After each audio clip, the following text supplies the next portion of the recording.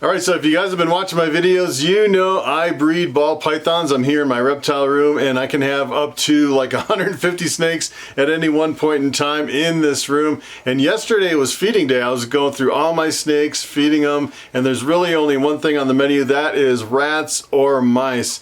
And it's kind of funny with ball pythons because, you know, most people say, I don't really want a ball python because my arm gets tired holding the rat in front of them and they just won't eat and it's driving me crazy. And let me tell you, that is part of being in the ball python business. Sometimes they'll eat, sometimes they won't. As a matter of fact, when I go through my rack and feed it, usually I'd say most times I'm feeding, I'd say about 50% of my snakes won't eat on any particular point in time. Some of them will skip like a meal, like when they're going into shed. Some of them will just get really stubborn, skip a whole month. And in one case, I have one female that hasn't eaten a single meal since she laid eggs last year. And you know, if they're gravid and they're full of eggs, they don't eat for a few months. So I'm thinking this girl probably hasn't eaten a single meal in a year and a half. It's pretty incredible. And every week, week after week for the whole, well, I didn't really offer food, you know, when she had eggs and she was, you know, getting ready to lay the eggs, because they definitely won't eat at that point. But ever since she's laid eggs 12 months ago, I've been offering rats and mice live and, you know, fresh kill and frozen thawed, everything I can possibly imagine to try to get her to eat, and she hasn't eaten anything. And I was going through my tubs yesterday and I offered her a little fresh killed rat and she took it. I couldn't believe she finally broke her fast, and that, let me tell you, that must have been a record for the books for a year and a half for a ball python not eating. So I'm going to show you what that girl looks like. She's a lemon blast. She is incredibly skinny after fasting for almost a year and a half, and I want to show you what she looks like. Alright, so this girl actually lives over here in one of these tubs here. This is where all my breeder female ball pythons are. She's in this tub right here.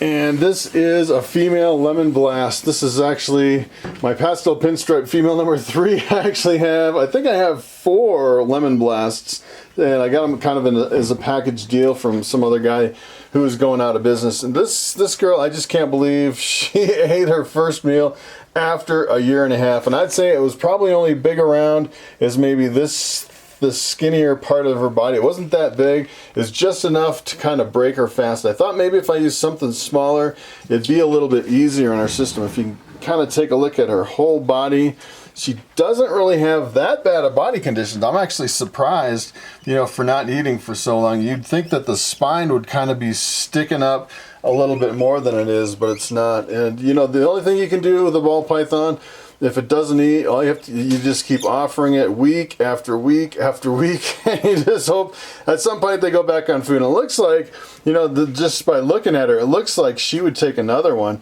It looks like she may go back on food pretty good. So I can kind of go through and show you some of my, you know, the kind of the odds as far as eating. So kind of my system right here is if they eat, I put a clip on the right. If they eat 2 meals, I'll put 2 on the right. So for example, if I have a really big girl like this and I feed her a smaller rat, then I'll follow up with another one. It really depends on what I have coming out of my rodent racks. And then I have one more female that's ready to lay eggs. This is what a lemon blast looks like right before it's ready to lay eggs, and look at how beefy they should look. That's what they should look like, really big and beefy. You can tell she's full of eggs. And then when she lays, you know, some snakes will go right on food after they lay, and some of them will be really picky and they'll just go off of food. So if you look at my rack, I had those 3 on the bottom that didn't eat, these 3 that didn't eat, I had those 2 that did. And then this guy, this is my reticulated python. This is Sunny. He is purple albino. He's part dwarf, part super dwarf. And this guy fasted. I paired him up with Lucy, who's a lot bigger of a snake. This guy's about 30 pounds. Lucy is my white albino, 50% Gempea dwarf. She's about 75 pounds. She's really big. And ever since I paired him up, this guy stopped eating. And finally he went back on the food. I tried something different with this guy that I've never tried before. And what I did is I gave him a rat and he ate it. And then I laid 2 more big rats in here because, you know, I was kind of clearing out my rodent rack and I had all these big rats. And he actually ate all 3 rats. I couldn't believe it. And then I followed up with a 4th rat and he ate that one too. So he is definitely trying to digest over here in the hot side of the tank. And the funny thing is I went over to Lucy. I gave her 3 rats at once and she ate 1 and ignored the other 2. So, you know, this is kind of interesting the way reticulated pythons, usually retics are very voracious eaters, and you'll never have a problem like ball pythons, except when they're going into shed or if they're going into the breeding season. So, you know, a lot of these have just laid eggs, so it's not really fair to say, you know, how many have laid and how many haven't. So I have this big het caramel up here. I actually gave her 3 rats because she is an incredibly big snake, and she's, I kind of gave her kind of smaller rats, so you definitely don't want to overfeed them. So if you give smaller rats, you can do multiple. I would never go above 3 at a time. Usually I cut it at 2. You know, if they're decent sized rodents. But you can see up here, those 3 on the top didn't eat. This one ate 2. These 2 didn't eat. This one didn't eat. This one ate 3. That one didn't eat. That one didn't eat. That one didn't eat. And that one didn't eat. So you can see, you know, kind of how my luck is going through my females and trying to feed them rodents. And then these guys are kind of cute over here. If you take a look at these are some of my hatchlings that I just hatched out. I just have 4 right now with about, I think I have 65 more on the way. And these guys have eaten 2 live mice. So these are a little bit different. So these, you actually put live mice right in here.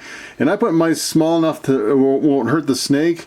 And what I've been doing is I've been leaving them overnight. If you have, you know, decent sized baby mice that, you know, aren't big enough to actually bite anything, you know, kind of with their eyes closed, they're perfect for these guys. And they, you know, you keep them in there overnight and they've been eating every single time. It's been working fantastic.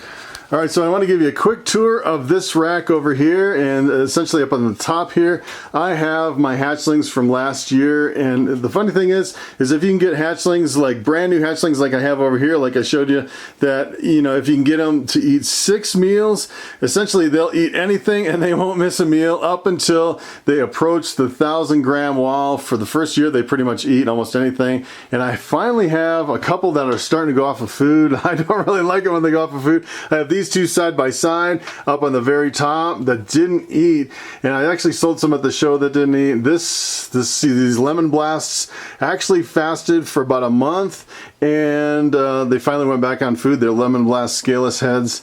And then this one ate 1, this one ate 3, this one ate 1, this one ate 1, this one ate 1. So you can see, you know, these are doing pretty good. This male calico bamboo, he fasted probably, I'd say, for like a month and a half, wouldn't eat anything. And at the show, you know, I was telling everyone, you know, this is actually for sale. I was selling it, and he's been fasting for a month and a half, almost 2 months. And then for whatever reason, he just started eating again. And now he just, you know, especially when they start eating, I like to feed multiple rodents. And if you're feeding multiple rodents, I would say you want to make sure they're a little bit smaller than the biggest size of the snake. You definitely don't want to overfeed your snakes too many rodents. So I actually fed, for example, this male bamboo lesser, I fed him 3 rodents, but they weren't like really big jumbo rodents. They were pretty small, and essentially what I do is I just, you know, get whatever I have in my rack, and I do like CO2 euthanization, and then I go through, and whatever they don't eat, I'll pop in the freezer and then sell to the pet stores. But, you know, you basically want to, if you're feeding rats that are the thickest part of the snake, like over here, you only want to feed 1 rodent. If you're feeding a little bit smaller, you can feed 2 or maybe 3 if they're smaller. And if they're way too small, a lot of times they won't eat because they won't really recognize them as a food item. So for example, this lesser clown female, she went off of food for I would say months. She went off, I'd say for 3 months she didn't eat, and she just finally went back on food. She's 2 years old, and she wasn't up to size for breeding, obviously. So I definitely didn't pair her last year. I was hoping to pair her this fall. I'm not sure if she's going to be big enough. She's looking pretty close, but the problem is if you pair them too small, then it really can stunt their growth over the long term. I actually prefer to feed them, you know, like 2 or 3 or 4 years. You get some decent weight on them, even 4 or 5 years before you breed them. It would be ideal, because then they're really big and beefy, and they really don't lose the size by breeding them. So kind of my idea on that was to get a male clown after these girls grew up. This female clown here actually bred her this year. She laid a clutch of eggs. I think she laid 6 eggs. I crossed her with my albino pied male.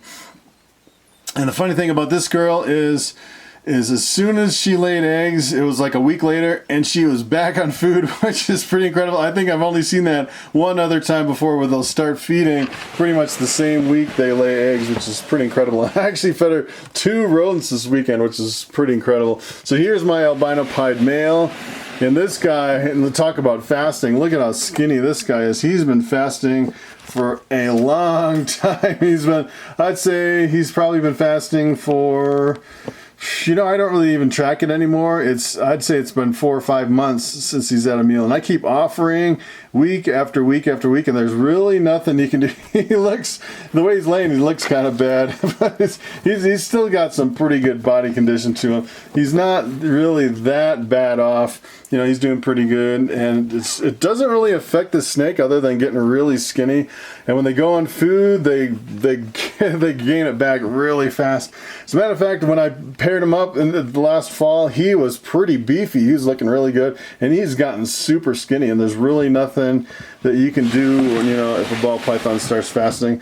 You definitely don't want to force feed these snakes when they're this size, because it's really traumatic on the snake. You just kind of have to wait it out. So this guy, this is my fire pied. I actually paired him up. That's where my hatchlings came from that I showed you in the hatchling rack. They're all 100% het pied. Some of them are fire. And this guy, ever since I paired him up, he's been fasting. So this guy's been fasting for, I'd say, 2 or 3 months. And just this weekend, I think last weekend he ate, and then this weekend he ate, which is pretty incredible. Everyone's kind of coming out of the breeding season and starting to eat again. This girl, this is my bumblebee here. She's been fasting, I'd say, for 6 months. This girl has not had a meal. I don't know if I'll ever get this girl up to size for breeding. And she's kind of stuck on live rats. I have a little live rat sticker here. And I tried to feed her frozen thawed, fresh killed, and really the only thing she'll eat is a live rat. And I don't like to feed live rats that much, so I offer probably a live rat maybe once a month or so, and you know, the other 3 or 4 weeks in the month, what I do is I'll feed like a fresh kill. And let's see what else I have here. I have the lesser pied 8.2 scaleless head. I have my pastel desert ghost. These guys would feed like like there was no tomorrow, and then for whatever reason, when I paired them up, they went off of food and just did not eat. And finally, this very weekend, actually at the very tail end of the breeding season, he started going back on food again, which is pretty incredible. This is my pastel desert ghost male. I bred it with the female desert ghost, and she's not going to lay eggs, which is a bummer. My spider pied was fasting for a long time. This is my male, really beautiful snake. He was off of food for a long time. Finally got back on food this weekend. It's funny, this weekend it's like everybody's going back on food. Bobby here, he lives in this tub, and he's in the middle of a shed, and he's off of food. He'll eat a rat like every 3 weeks or so, but he's so big and beefy, he really doesn't need to eat that much. It's amazing if they get some really good body condition, then you really don't have to worry about it. So this guy ate 3. This is one of my holdbacks from last year, a male scaleless head. This is my spider pied white wedding. This is my coral glow. This one has been fasting for a long time too. I actually paired them up, you know, paired the coral glow up with a bunch of females this year. I think think I paired him with 3 females, and then he just decided to go off of food. He ate 1 rodent, I think 3 weeks ago, and then just kind of decided he's going to stay on his fast. So sometimes they're really finicky. You never know how long they're going to fast, and just it doesn't really hurt the snake, but it makes a lot of people panic. All right, so there you have it. That has to be one for the record books. No food for 1.5 years. It's pretty amazing. And that's pretty much my record that I've ever seen. I actually had some other ones fast for as long as 12 months. I think 12 months is pretty much my record before I had this girl go on a long fast. And usually what I do is, you know, I've gotten to the point, you know, I've been in ball pythons now for like 5 or 6 years, and I don't even worry about it. I usually offer a rodent for, you know, sometimes if they're fasting for a while, I'll try different things. I usually just offer for up to 1 minute per snake. If they don't eat in that minute, I move to the next one. And I've heard a lot of people say, you know, I've been holding that rodent there and my arm gets so tired and this snake just won't eat. I usually just give up after 1 minute, move to the next snake, and don't worry about it. And sometimes what I'll do is I'll actually put the rodent in the enclosure with the snake, and I'd say most of the time that doesn't work. Sometimes it'll work with like retics or corn snakes or something like that, but with ball pythons, I'd say for the most part, they actually need some movement. You actually have to dangle them or move them, and then when the snake grabs the rodent, you don't really have to worry about it, because I would say every time that I've ever had a snake grab the rodent and close up the tub, they've always eaten it. I've seen some people say that they've actually kind of fed the snake and it wrapped and then it didn't eat it. And usually what happens is they'll wrap the rodent and then they'll kind of let go and kind of look around a little bit, and then they'll go back and eat it in a few minutes. You just have to give them a little patience. So what I usually do is I go through and feed all my snakes, and then I'll wait for like half an hour and go back and check on them to make sure, you know, everything's eaten. Everything's pretty much always eaten. And then the other thing is if you're feeding live, I would definitely use a smaller rodent, so, you know, to give the snake an advantage. And I definitely would not leave a live rodent in with the snake for, I'd say, more than 5 minutes maximum. I'd probably do, you know, maybe 2 or 3 minutes and then check on it. Or, you know, some people, what they'll do is they'll watch the whole thing and kind of assist. And that's probably the safest option. So that's pretty much it. Thanks for watching, and I will see you next time.